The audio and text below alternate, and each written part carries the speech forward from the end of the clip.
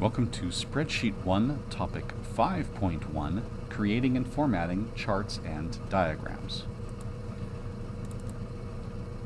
So we're going to pull open our spreadsheet here. Charts and diagrams naturally are a visual way to represent information. And most spreadsheets often offer a variety of types of charts.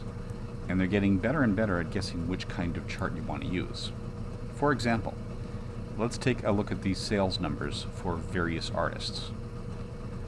We highlight our data and we insert a chart. And then our spreadsheet app will take its best guess about what kind of chart we want to have. So here we have the circle graph or the pie chart. You can also choose bar charts.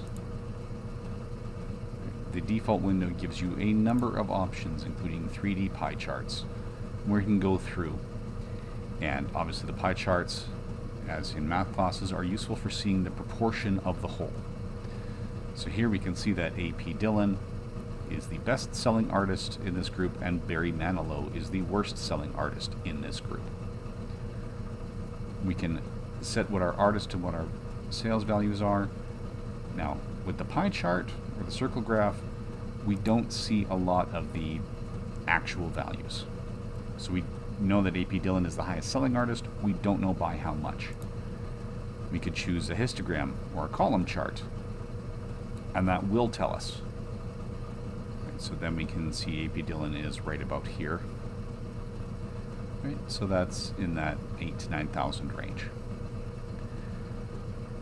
So this is the chart that we have when we're dealing with categories and datas. I'm just going to make room to look at another type of chart.